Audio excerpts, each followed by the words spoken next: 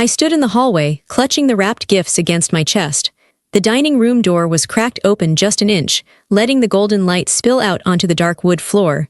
I wasn't supposed to be there yet, but I was. And I heard everything. "Okay, let's take it from the top," my mother said. Her voice was bright and excited. "Sienna, you come in with the oil rag." "You, do I have to touch it?" My sister giggled. "I want to make sure the grease looks real. It's the perfect mechanic look for our dear Rowan." My stomach twisted. They were rehearsing a skit, a comedy routine, and I was the punchline. "Then I'll read the mock will," my father added, his voice booming with laughter. "We leave Rowan the rusty toolbox and the debt." The laughter that followed froze my blood. They weren't just teasing. They were planning to humiliate me in front of everyone at the Christmas party. I looked down at the presents in my arms. I had spent weeks picking them out. I wanted so badly to belong to this family. But standing there in the shadows, I finally understood. I wasn't family. I was entertainment. I didn't kick the door open. I didn't scream. I simply turned around and walked out into the cold night air. By the time they realized I was missing, my real gift would already be delivered. And they wouldn't be laughing anymore. Before we dive in, make sure to like this video, subscribe to the channel, and drop a comment below telling me, where in the world are you watching from? The Hale house in Plano was not a home. It was a showroom. It sat at the end of a long, curved driveway. The grass was always cut to the exact same height. The hedges were square. The white columns on the porch were spotless. It looked like a picture in a magazine, the kind of place where happy families lived. But we weren't happy. We were just quiet. Inside, it was even colder. The floors were dark, polished wood that clicked when you walked on them in hard shoes. The walls were a pale, creamy white. There were glass tables everywhere. There were vases with white flowers that looked real but were made of silk. My mother, Carla, didn't like real flowers because they died and dropped petals. She liked things that stayed perfect forever. I remember walking through the front door on weekends. The air always smelled like lemon cleaner and expensive vanilla candles. It was a smell that made my stomach tighten. It was the smell of judgment. Everything in that house had a place. The remote controls were lined up by size. The throw pillows on the beige sofas were chopped in the middle to look fluffy. The framed diplomas on the wall were hung perfectly straight. Dad's law degree. Mom's interior design certificate. Derek's acceptance letter to business school. Sienna's pageant awards. There was no space on the wall for me. I was the smudge on their showroom floor. I was the mistake in their perfect design. I didn't fit. I was too loud even when I was quiet. My hands were rough. My interests were dirty.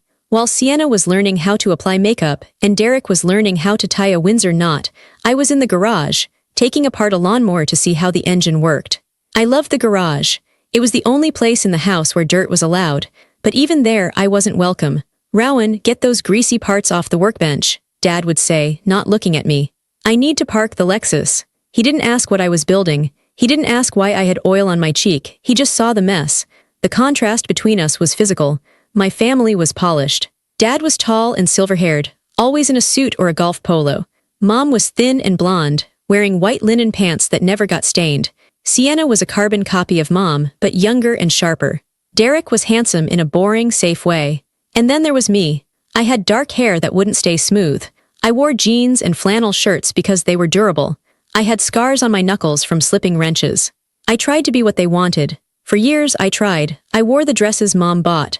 I went to the country club dinners. I sat still and smiled, but it felt like wearing a costume that was 2 sizes too small. It suffocated me. The turning point happened when I was 18.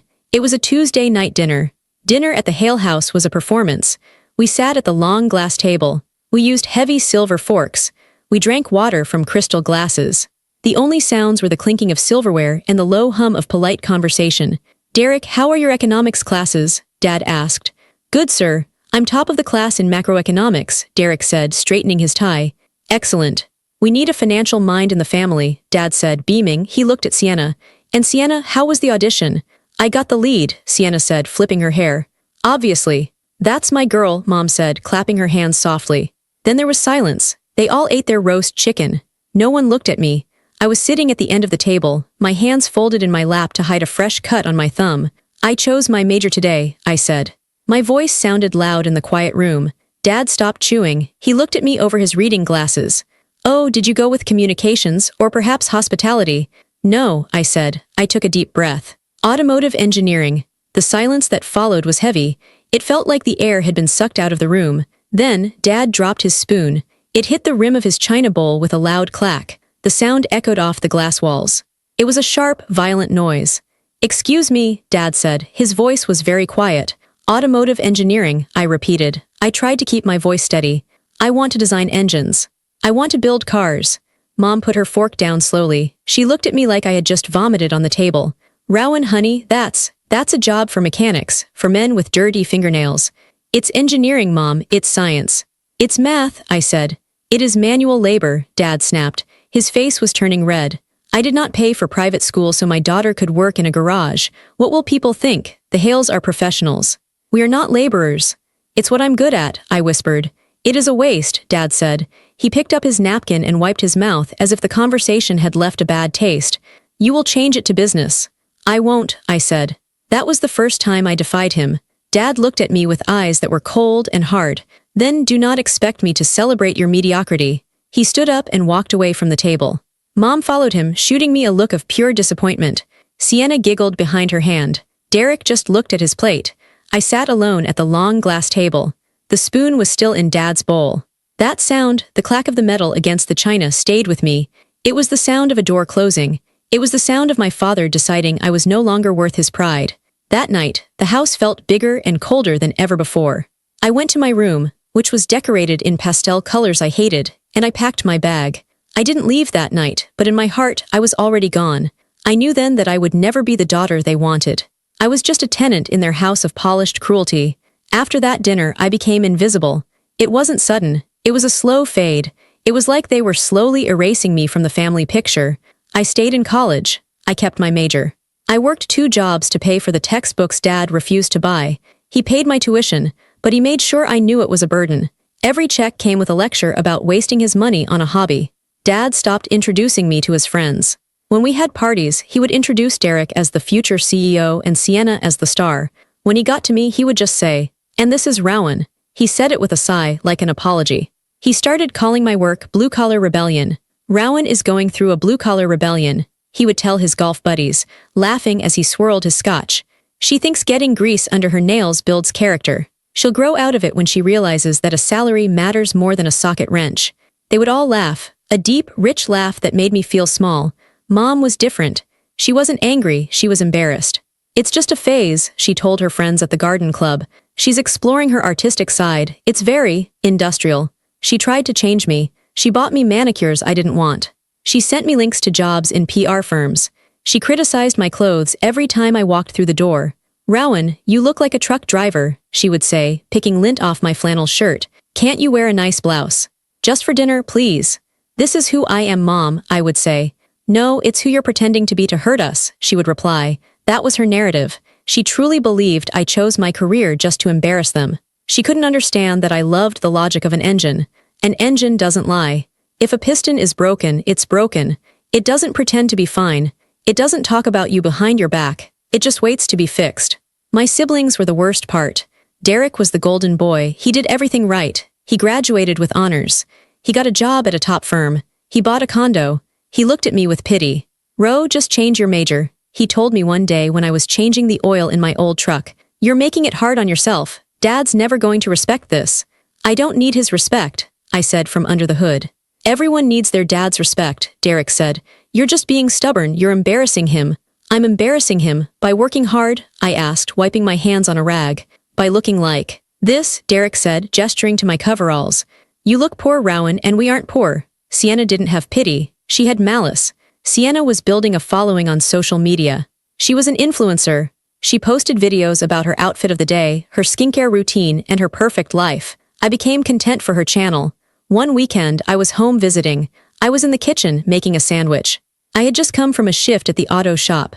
I had showered, but I still had a faint smell of motor oil and a smudge of grease on my neck. Sienna walked in with her phone held up, recording. "Hey guys," she chirped at the camera. "So I'm back at my parents' house. It's so gorgeous here." She panned the camera around the pristine white kitchen, then she turned the camera on me. "And look who crawled out of the pit," she said, laughing. "This is my sister, Rowan. Say hi, Rowan." I froze. "Sienna, don't." She zoomed in on my neck. "Yo, Ro, you have dirt on you. You smell like a gas station." She wrinkled her nose in an exaggerated way. "Guys, my sister literally fixes cars. Like for a living, can you imagine? I'm worried she's going to get oil on Mom's white counters." I pushed past her. "Stop it. So grumpy, Sienna told her followers. That's what happens when you work manual labor, I guess. No time for vibes. She posted the video. It got thousands of views, the comments were brutal. Is she adopted? Why is she so dirty? Lol, the mechanic's sister. Every family has a black sheep. Sienna read the comments out loud at dinner that night. She thought they were funny. Mom and Dad chuckled. Well, if you didn't want people to comment on the dirt, you should wash better, Mom said, taking a sip of wine. I learned a lesson that day. My feelings didn't matter. My dignity didn't matter. To them, I was just a prop. I was the before picture to their after. I was the failure that made their success look even brighter. I stopped talking about my work. I stopped showing them my projects. I stopped trying to explain the beauty of a perfectly tuned engine. I learned to walk softly through the house. I learned to make less noise. If I was quiet, maybe they wouldn't notice me. If they didn't notice me, they couldn't hurt me. I became a ghost in my own family. I showed up for holidays because I felt obligated. I brought gifts they didn't like. I ate food that tasted like ash. I listened to them brag about their lives while I sat in the corner, checking my watch, counting the minutes until I could leave. But I was still their daughter. A part of me, a stupid, small part of me, still hoped. I hoped that one day Dad would look at me and say, I'm proud of you. I hoped Mom would say, you work so hard. I hoped they would see me, not just the grease stains. That hope was a dangerous thing. It kept me coming back. It kept me vulnerable. And it was that hope that led me to the house on Christmas Eve. I walked right into the trap they had set for me. I walked in expecting a family dinner. I didn't know I was walking into my own funeral. It was Christmas Eve. The air was biting cold, the kind of Texas winter chill that gets into your bones. I drove my truck, a heavy-duty pickup with scratches on the bumper. It was the only thing I felt safe in. It was big, loud, and real. Unlike the world I was driving toward, I had spent the last week preparing for this night. I told myself it would be different this year. I told myself that I was an adult now, 24 years old, and their words couldn't hurt me anymore. I told myself that if I just brought the right gifts, smiled the right way, and dressed a little nicer, maybe they would finally let me in. It was a lie. I knew it was a lie, but I swallowed it anyway. That is what you do when you are desperate for family. You drink the poison and hope it tastes like water. I had gone shopping 3 times. I bought Dad a vintage leather putter cover for his golf clubs. It cost me $300. I bought Mom a silk scarf from a boutique in Dallas, the exact shade of pale blue she loved. I bought Derek a set of whiskey stones, and I bought Sienna a ring light for her videos. I wrapped them in gold paper. I used real ribbon. I wanted everything to be perfect. I pulled into the driveway at 6:30 p.m. The party wasn't supposed to start until 8 o'clock p.m. I was early. I wanted to help set up. I wanted to have a quiet moment with them before the guests arrived. I wanted to show them I was a good daughter. The house was glowing. Every window had a candle in it. The big oak tree in the front yard was wrapped in thousands of white lights. It looked magical. It looked like the home everyone wishes they had. I parked my truck on the street so I wouldn't drip oil on the driveway. I grabbed the stack of presents. They were heavy, awkward in my arms. My boots crunched on the frost-covered grass as I walked to the front door. I didn't ring the doorbell. I still had my key. I was family, technically. I unlocked the door quietly. The house was warm. It smelled of cinnamon, roasted meat, and expensive perfume. Soft jazz music was playing from the speakers in the ceiling. I kicked off my boots on the mat. I walked in my socks across the dark wood floor. I was heading toward the dining room to put the gifts under the big tree in the corner. The dining room double doors were closed, but not all the way. There was a gap, a sliver of light. I heard voices. Okay, listen, my father's voice boomed. He sounded happy, happier than he ever sounded when he talked to me. We need to get the timing right. Derek, you bring the box out after the toast. Got it, Derek said. Should I act sad or just disgusted? Disgusted, Mom said. Her voice was sharp and clear. Like you just found a rat in the kitchen. I froze. I stood there in the hallway, the heavy gifts digging into my arms. I shouldn't listen.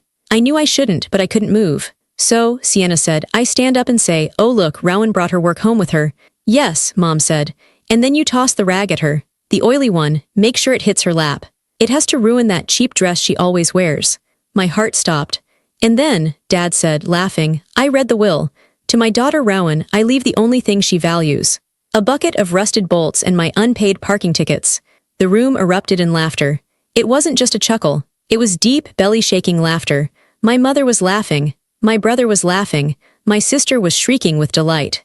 It's going to be the highlight of the night, Sienna said. I'm going to livestream it. The mechanic's Christmas. My followers will die. It's a good lesson for her, Dad said, his voice settling down but still amused. She needs to see how ridiculous she looks. Shame is a powerful teacher. Maybe after tonight, she'll finally quit that job and do something respectable. We're doing her a favor, really, Mom agreed. Tough love. I stood in the hallway. The gold ribbon on Dad's gift was cutting into my thumb. I looked at the door, just 10 feet away. They weren't just talking about me. They had written a script. They had planned a performance. I wasn't a guest. I wasn't a daughter. I was the entertainment. I was the clown they were going to parade in front of their friends, their neighbors, and Sienna's internet followers. They were going to throw a dirty rag at me and laugh while I sat there, humiliated. And they called it love. I felt something break inside me. It wasn't a loud snap. It was quiet. It was the sound of a heavy weight finally hitting the bottom of the ocean. All the years of trying, the perfect grades I got that they ignored, the birthdays I spent alone, the insults I swallowed, the desperate hope that if I just tried harder they would love me, it all dissolved. I looked at the gifts in my arms, the leather putter cover, the silk scarf. I didn't feel angry. That surprised me. I expected rage. I expected to want to kick the door down and scream at them, but I didn't feel rage. I felt done. I felt the way you feel when you finish a book that you didn't like. You just close it. You put it away. You don't read it again. I turned around. I walked back to the front door. I moved slowly. I wasn't hiding anymore. I just didn't care if they heard me. I opened the front door. The cold air hit my face, drying the tears I didn't know were there. There was a wooden bench on the porch, perfectly painted white. I set the stack of gifts down on the bench. I didn't leave a note. I didn't take my key off the ring. I stepped out into the night. I walked to my truck. I got in, turned the key, and the engine roared to life. It was a loud, aggressive sound, a sound my father hated. To me, it sounded like a heartbeat. I put the truck in gear and drove away. I didn't look in the rearview mirror. I didn't look at the house with the warm lights and the cruel people inside. I left them to their script. I left them to their rehearsal.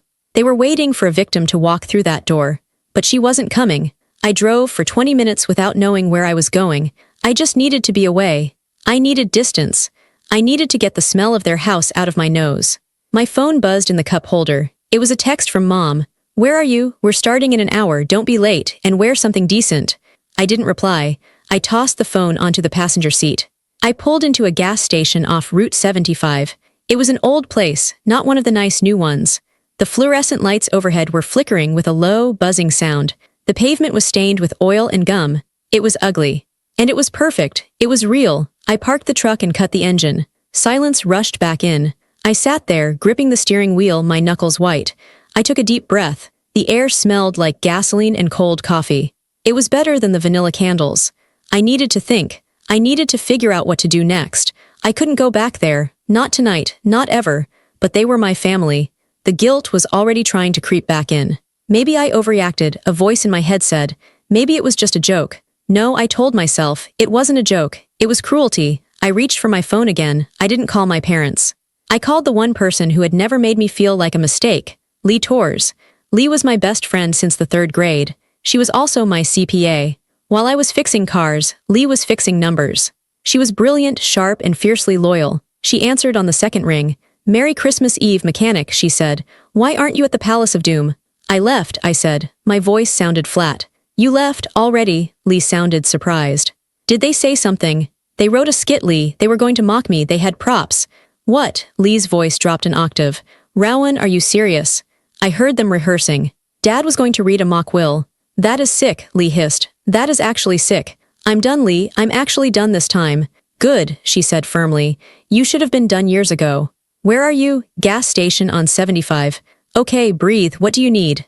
I don't know. I feel stupid. I feel small. I looked out the window at the flickering light. I just want to know I'm not worthless. They make me feel like I have nothing. You have plenty, Lee said. You have a thriving business. You have savings. You have me. I know, I sighed. But to them, I'm just the failure who rents a workshop. Rowan, Lee said slowly. Stop, what? You don't just rent a workshop. We've been investing your profits for 3 years. You know that. You trust me to handle the portfolio. I know, I just sign the papers you send me, I said, rubbing my eyes. I focus on the cars, you focus on the money. Why? I want you to open your laptop, Lee said. Right now. Lee, I'm in a truck. Open the laptop, Rowan. Connect to the hotspot. Do it. There was something in her voice. A tone I hadn't heard before. It was excitement, mixed with a dark kind of satisfaction. I reached into my backseat and grabbed my laptop bag. I opened it on the center console, creating a makeshift desk. I turned on the hotspot on my phone. Okay, I said, typing in my password. I'm in. Go to the folder labeled Real Estate Holdings LLC Group B. I clicked through the files. I was an engineer. I understood mechanics, not corporate structures. I let Lee handle this side of my life because my custom engine shop was making more money than my family realized, and I didn't want them to know. I lived simply. I reinvested everything. Okay, I see it, I said. R&H Holdings. Open the asset list, Lee said. I double-clicked the file. A spreadsheet opened. Address, 441 Legacy Drive, Plano, TX. Building type, commercial/retail showroom. Tenant, Hale Interiors and Design/Hale Law Group. I stared at the screen. The blinking cursor seemed to mock me. Lee, I whispered. Is this? The building, Lee said. Your parents' office building. The showroom, the law office, the whole strip. I own it, I asked. My brain couldn't process it. We bought it 6 months ago, Lee said calmly. It was part of that bundled commercial foreclosure deal. I told you we were buying a distressed commercial portfolio in Plano. You signed off on it. I didn't look at the addresses, I admitted. I just saw the ROI projections. Well, look at the accounts receivable tab, Lee said. I clicked the tab at the bottom of the spreadsheet. There it was. Tenant, Hale Interiors and Design. Status, past due. Days past due, 94. They haven't paid rent in 3 months, Lee said. The previous owner was too disorganized to chase them. That's why he went under. But we aren't disorganized, are we? I stared at the red numbers. My father, who bragged about his wealth. My mother, who sneered at my dirty money. They were broke. Or at least they were broken enough that they couldn't pay the rent for their precious showroom. The showroom where I was the smudge. The showroom that was sitting on my concrete. They don't know, I asked. No. The ownership transferred to the LLC. They just get automated notices from a management company. They have no idea R&H Holdings is Rowan and Hale. I sat back in the seat. The leather creaked. A feeling washed over me. It wasn't warmth. It was cold, clear, and sharp. It was the feeling of a perfectly tightened bolt. It was the feeling of leverage. I looked at the gas station around me. It was still ugly. The light was still flickering. But I didn't feel small anymore. I wasn't the poor relation. I wasn't the failure. I wasn't the mechanic with the dirty fingernails begging for a seat at their glass table. I was their landlord, and they were delinquent. Lee, I said. My voice was steady now. The tremble was gone. Yeah, boss, she answered. What are my options? Well, Lee said, and I could hear the smile in her voice. They are past the 90-day grace period. The lease is technically void. You can evict. You can demand full payment. Or you can send a notice of default and a notice of ownership transfer. Let them know exactly who holds the deed. I looked at the laptop screen. I looked at the red text. Past due. They wanted a Christmas surprise. They wanted to read a mock will. They wanted to reveal truths. Draft it, I said. Draft what? All of it, I said. Notice of default, the demand for back rent. And the updated lease terms at current market value. And the signature? Lee asked. I looked at my hands. There was a tiny scar on my thumb from a wrench slip years ago, a mark of my work. A mark of the blue-collar rebellion my father hated. Sign it with my full name, I said. Rowan Hale. On it, Lee said. I'll email the PDF in 5 minutes. I hung up the phone. I sat in the silence of the truck cab. The heater hummed. I wasn't going to the party. I wasn't going to yell. I wasn't going to cry. I was going to send an email. It was business, just business. And for the first time in my life, business felt really, really good. I didn't cry, I didn't rage. For years, my emotions had been a storm. I was always hurt, always defensive, always trying to prove I was good enough. But now, sitting in my truck under the buzzing lights of the gas station, the storm was gone. The water was still. I looked at the screen. Lee had sent the files. There were 3 documents. The first was a notice of default. It stated clearly that Hale Interiors and Design and Hale Law Group were 94 days behind on rent. It listed the total amount owed, $42,000. The second was a notice of non-renewal. It said that the current lease, which was already expired, would not be renewed under the old terms. The third was a proof of ownership. It was a simple deed transfer. It showed that the building at 441 Legacy Drive had been purchased by R&H Holdings LLC, and right below that, in clear black type, it listed the managing member, Rowan Hale. It looks perfect, I told Lee. My voice was calm. It scared me a little how calm I was. I'm sending the courier now, Lee said. He's expensive, but he works on Christmas Eve. He'll be at the church hall in 20 minutes. That's where they are, right? Yes, I said. Mom is heading the poinsettia committee. They always do a big presentation before the midnight mass. Okay, he's on his way. Lee paused. Rowan, yeah, you know this changes everything, right? You can't go back to being the little sister after this. I looked at my reflection in the dark window of the truck. I saw my messy hair. I saw the flannel shirt. I saw the face of a woman who was tired of being a punchline. I don't want to go back, I said. Good, Lee said. Hit send on the email version. The courier will bring the hard copy for the dramatic effect. I hovered my finger over the enter key. I thought about the rehearsal I had heard through the door. I thought about the oil rag Sienna was going to throw at me. I thought about Dad dropping his spoon. Clack, they wanted a show. They wanted a big reveal. Merry Christmas, I whispered. I pressed the key. Sent. It wasn't revenge. Revenge is hot and messy. Revenge is screaming. This wasn't screaming. This was accounting. It was just numbers. It was just facts. They had treated me like a liability for my whole life. Now they were going to find out that I was actually their biggest asset. And assets have control. I closed the laptop. I put it back in the bag. I started the truck engine. I didn't drive toward the church. I didn't drive toward my apartment. I drove toward the highway. I was going to Colorado. I had a cabin booked for a week of skiing. I usually canceled it last minute to spend Christmas being ignored by my family. Not this year. I merged onto the highway. The city lights of Plano faded behind me in the rearview mirror. I didn't feel guilty. That was the most surprising part. I thought I would feel bad for ruining their night. But I realized I wasn't ruining anything. I was just telling the truth. If the truth ruined their night, that was their fault, not mine. The church hall was loud. I wasn't there, but I know exactly what it looked like. I had been to that banquet every year for a decade. It would be decorated in gold and white. There would be round tables with white tablecloths. The air would smell of expensive perfume and catering. My mother, Carla Hale, would be in the center of it all. She would be wearing her red velvet dress. She would be smiling that tight, perfect smile that didn't reach her eyes. She was the head of the committee. This was her moment to shine. She loved it when people looked at her. She loved playing the role of the benevolent, successful matriarch. My father would be standing next to her, shaking hands, looking like the successful lawyer he pretended to be. Derek would be flirting with the donor's daughters. Sienna would be taking selfies by the tree. It was 6:47 p.m. I was driving through Oklahoma by then, the radio playing classic rock. Back in Plano, the double doors of the banquet hall opened. A man walked in. He wasn't a guest. He was wearing a dark uniform and holding a thick, stiff envelope. He walked straight through the crowd. He didn't look at the decorations. He didn't care about the committee. He had a job to do. He walked right up to my mother. She was in the middle of arranging a display of poinsettias. She saw the man approaching and smiled. She probably thought it was a donation. Or maybe a late gift from an admirer. She loved public displays of admiration. Mrs. Carla Hale, the courier asked.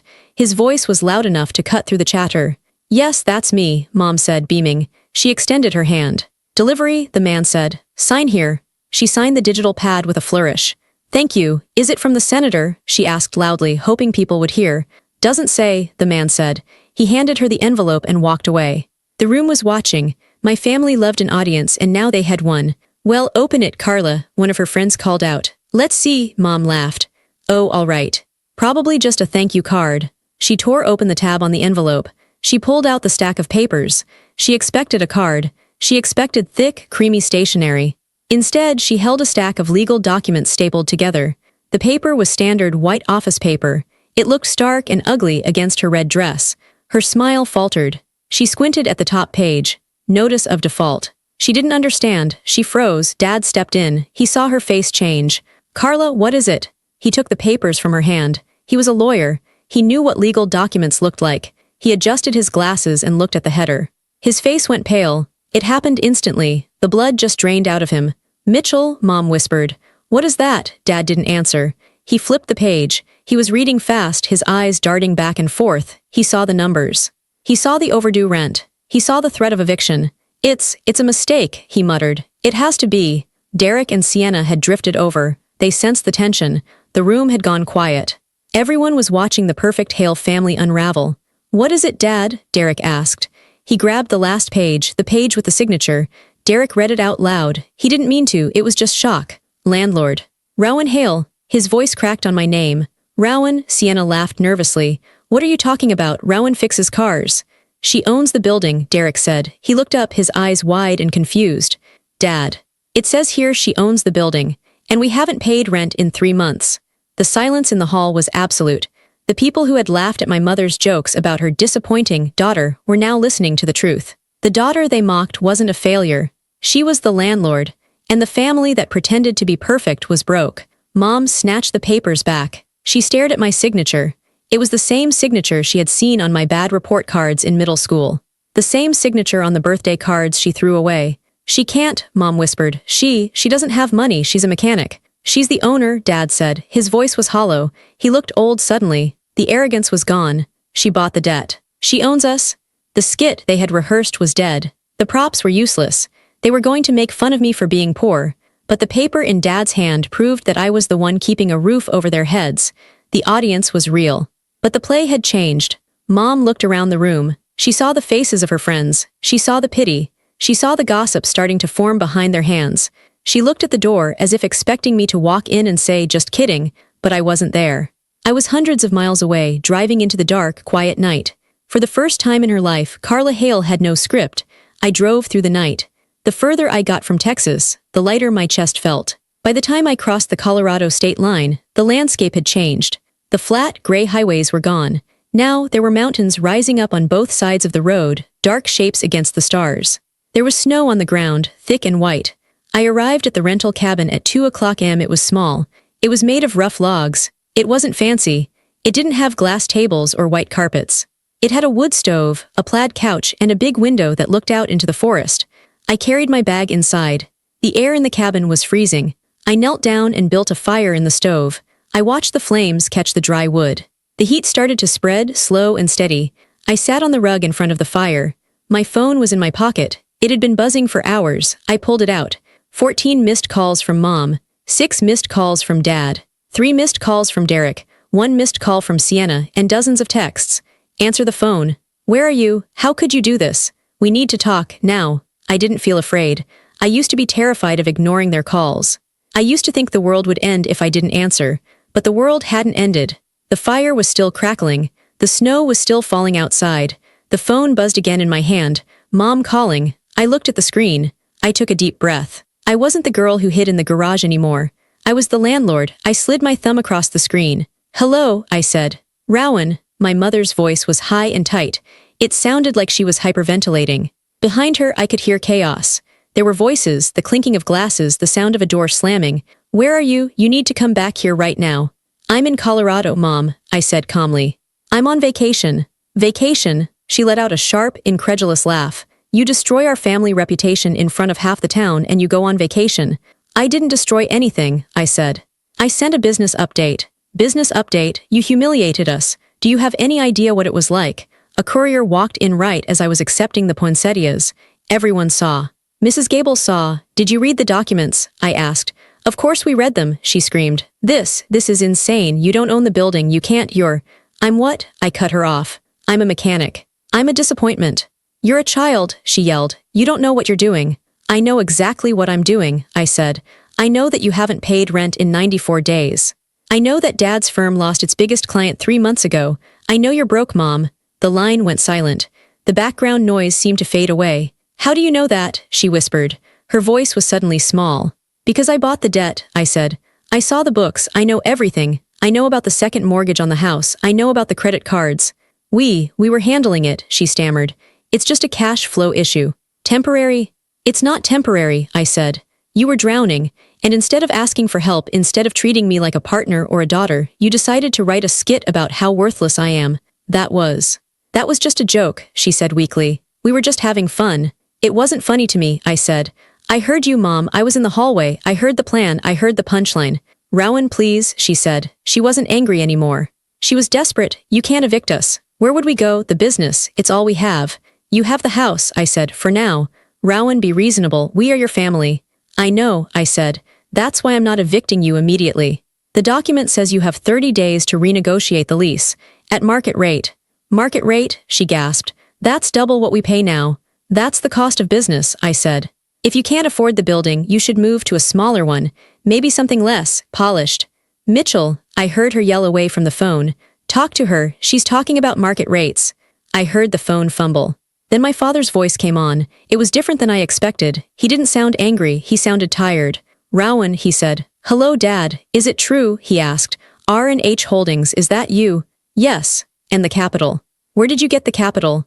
My shop, I said. And investments. I live on 20% of what I make. I invest the rest. Lee handles it. He was silent for a long time. I could hear him breathing. I underestimated you, he said finally. It wasn't an apology, it was a statement of fact. Yes, I said, you did. Are you coming home for Christmas tomorrow? He asked. No, I said. I'm going skiing. Rowan, we need to discuss the lease terms. Send an email to my management company, I said. They handle my tenant disputes. Tenant disputes, he repeated. He sounded like he was tasting a sour lemon. I am your father. And now, I said, you're my tenant. Rowan, good night, Dad. I hung up the phone. My hand was shaking slightly, but not from fear. It was adrenaline. It was the feeling of finally standing up. I turned off the phone. I threw it onto the couch. I looked at the fire. The wood was burning bright and hot. I was alone in a cabin in the woods. I had no family around me. I had no presents to open, but I felt warm. For the first time in years, I felt completely warm. I woke up when the sun hit my face. There was no alarm clock. There was no yelling. At home, my parents' home, Christmas morning was a production. Mom would wake us up at 7 o'clock a.m. sharp. We had to wear matching pajamas for the photo. We had to sit by the tree in a specific order. We had to open gifts one by one and react with the perfect amount of joy for the camera. If you didn't look happy enough, Mom would make you retake the photo. Smile bigger, Rowan, you look sullen. Here, in the cabin, there was just silence. I rolled out of bed. The floor was cold, but the fire was still smoldering. I added a fresh log and went to the kitchen. I made coffee, instant coffee. I drank it out of a chipped mug that said Colorado on the side. It was the best coffee I had ever tasted. I walked to the window. It had snowed all night. The world outside was buried in white. The pine trees looked like they were wearing heavy white coats. It was beautiful. It was clean. It looked like a blank page. I thought about my family. Right now, back in Plano, they would be waking up in that big, perfect house. But the mood would be different. There would be no matching pajamas today. Mom would be avoiding the phone, afraid that her friends were calling to gossip about the scene at the banquet. Derek would be worrying about his job security at the law firm now that the building was in jeopardy. Sienna would be terrified that the internet would find out her family wasn't rich anymore. And Dad. I wondered what Dad was doing. I walked over to the couch and picked up my phone. I turned it back on. It flooded with notifications. Texts from Sienna calling me a traitor. Texts from Mom begging me to call back. I ignored them all. I opened my email app. There was one new email at the top. From Mitchell Hale subject, Lease Agreement 44-1 Legacy Drive. I stared at the subject line. No Merry Christmas. No family meeting. Just business. I opened it. Rowan, we have reviewed the documents delivered last night. While the timing and method of delivery were unfortunate, the legal standing appears valid. We cannot afford the market rate increase proposed in your notice of default. However, we are prepared to offer a 10% increase on the current rent, effective immediately, if you agree to a 6-month extension. This will give us time to restructure our finances. Please have your agent contact me to finalize. Mitchell. I read it twice. It was short. It was cold. It was transactional. But it was the most honest thing he had ever written to me. He wasn't talking down to me. He wasn't lecturing me about my blue-collar rebellion. He wasn't telling me to change my clothes or my attitude. He was negotiating. He was treating me like an equal. A hostile equal, maybe, but an equal. He finally saw me. He didn't see a daughter he could bully. He saw a business owner he had to respect. I sat down on the couch and typed a reply. Dad, I received your offer. A 10% increase is not market rate. However, I will agree to a 3-month extension at that rate. After 3 months, the rent goes to full market value or you vacate. This gives you 90 days to restructure.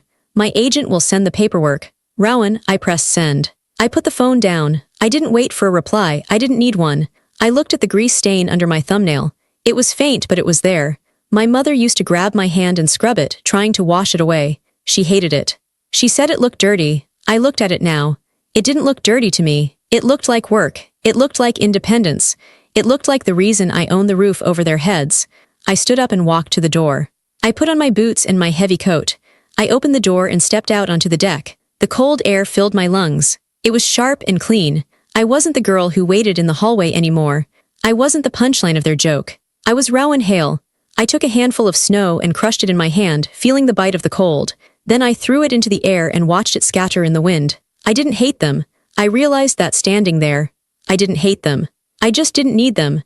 And that was the best gift I could have ever given myself. I spent the rest of Christmas Day alone. To most people, that sounds sad. They think of Christmas as a time for noise, for crowded tables, for paper tearing and glasses clinking. They think silence is empty. But out there, on the deck of that cabin, silence felt full. It felt heavy and real. I walked down the steps into the snow. It was deep, coming up past my ankles. The air was so still that I could hear the sound of my own breathing. I walked to the edge of the tree line. I looked back at the cabin. It was small. It was simple. It wasn't impressive. My mother would have hated it. She would have called it rustic with a sneer. My father would have asked why I didn't rent a luxury lodge with a heated driveway. But I loved it. I paid for it with my own money. I drove here in my own truck. I was standing here on my own 2 feet.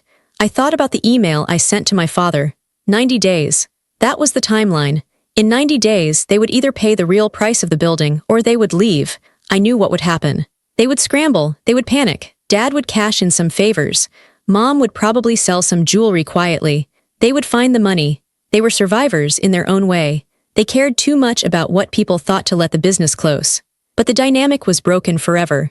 I wasn't the child anymore. I wasn't the one waiting for a pat on the head. I was the one setting the terms. For years, I thought that if I just succeeded enough, they would love me. I thought if I made enough money or built a big enough company, Dad would finally look at me with pride. I realized now that I was wrong. He respected me in that email, yes. But it wasn't love, it was fear. It was respect for power, not for me. And strangely, that was okay. I looked down at my hands. The cold was making them red. I saw the grease stain under my thumb again. It was permanent now, worked deep into the skin. For so long, I tried to hide my hands. I sat on them at dinner. I wore gloves. I felt ashamed of the evidence of my work. I rubbed my thumb over the stain. It felt rough. This stain built that cabin. This stain bought the truck. This stain bought the building where my family sat right now, worrying about their future. It wasn't a mark of shame. It was a signature. It was proof that I built something real while they built a stage set. I walked back up to the deck. I sat in the wooden chair and watched the sun start to go down behind the mountains. The sky turned purple and gray. I thought about the skit. I wondered if they still had the props. The oil rag. The mock will. They probably threw them away. They probably burned them. The joke wasn't funny anymore. I felt a vibration in my pocket. My phone again. I pulled it out. It was a text from Lee. Just got the confirmation. Your dad's assistant contacted the agency. They are accepting the 3-month extension. Paperwork is being signed now. I smiled. Thanks, Lee. Go enjoy your Christmas. You too, boss. You okay? I typed back. I'm better than okay. I put the phone away. I didn't feel a rush of victory. I didn't feel the need to cheer. I just felt steady. I realized then what boundaries actually are. People think boundaries are walls. They think boundaries are cruel. My mother certainly thought so. She probably told everyone at the party that I was cruel, that I ruined Christmas, that I was cold and heartless. But boundaries aren't cruelty. Boundaries are just the place where you stop begging. I had spent 24 years begging. Begging to be seen. Begging to be heard. Begging for a seat at the table where they wouldn't make fun of me. Last night I stopped begging. I drew a line. I said, this is where I stand. You can meet me here with respect or you can't meet me at all. It wasn't an attack, it was just the truth. The sun disappeared behind the peaks. The air grew colder. I stood up and brushed the snow off my jeans. I was hungry.